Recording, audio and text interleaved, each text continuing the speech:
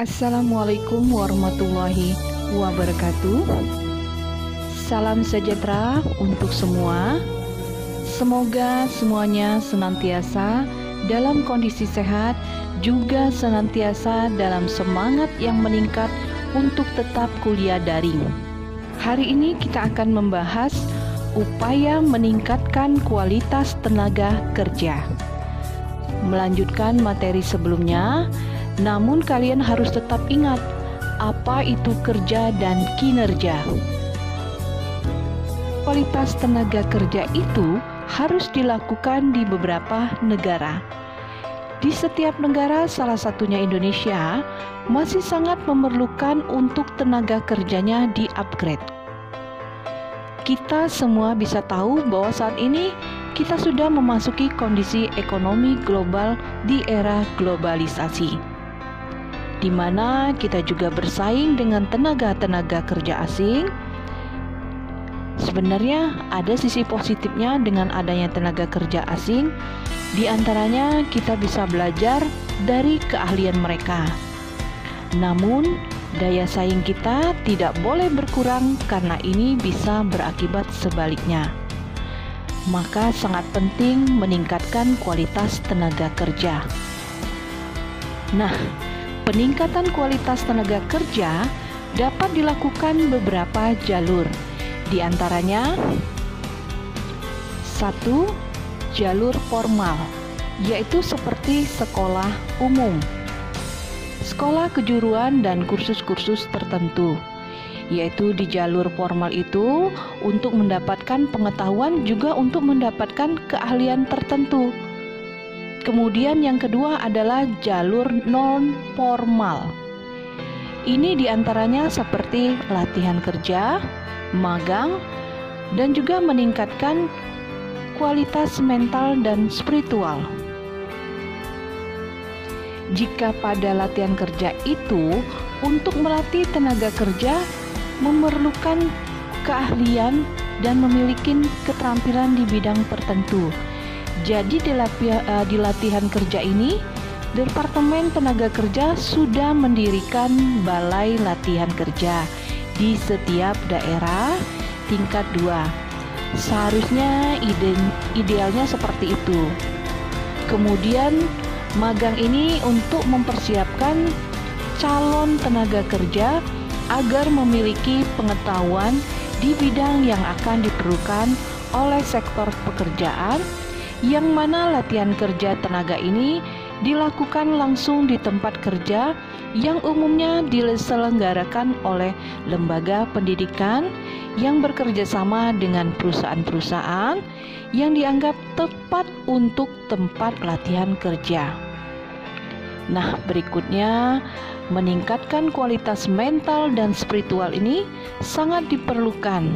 Selain kerja memiliki pengetahuan dan keahlian, kualitas mental dan spiritual seperti keimanan, kejujuran, kedisiplinan, terampil dan inovatif itu sangat diperlukan. Selanjutnya, kita akan membahas upaya peningkatan kualitas tenaga kerja yang dapat dilakukan oleh pemerintah. Pemerintah dapat melakukan hal-hal sebagai berikut. Yang pertama, peningkatan kualitas pengajar dengan melakukan sertifikasi, pelatihan, dan alokasi tunjangan. Jadi sudah dipersiapkan dari masa formal sekolah agar ketika peningkatan kualitas guru membaik. Semoga bisa mencapai tujuan pembelajaran yang juga baik untuk menyiapkan generasi bangsa, yaitu tenaga kerja di masa depan nanti. Berikutnya yang kedua, peningkatan materi pembelajaran untuk menghasilkan lulusan yang lebih baik.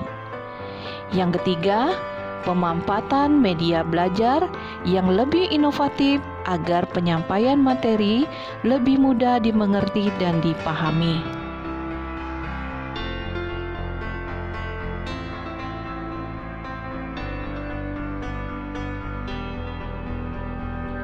Nah, berikutnya ini yang dapat dilakukan oleh pihak swasta atau perusahaan. Di antaranya pertama, membuka kesempatan magang. Kita tahu bahwa memang kesempatan magang ini sangat diperlukan kepada orang atau khalayak luas.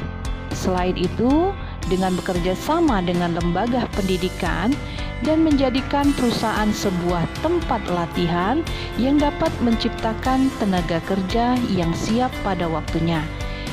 Jadi, agar para perusahaan pihak swasta membuka kesempatan magang dan juga bekerja sama dengan lembaga pendidikan untuk menyiapkan para generasi tenaga kerja di masa depan yang siap pada waktunya nanti.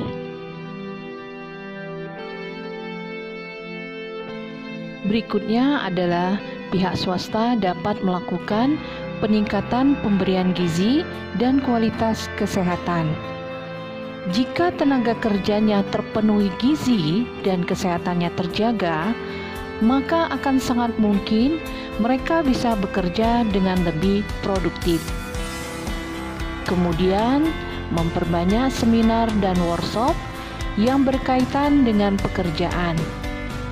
Adanya pelatihan-pelatihan yang berkaitan dengan pekerjaannya, maka tenaga kerja akan semakin mahir dalam mengerjakan pekerjaan yang diberikan dan dapat meningkatkan produksi, dan semoga ini bisa bersaing juga dengan para tenaga ahli dari luar negeri atau tenaga kerja asing.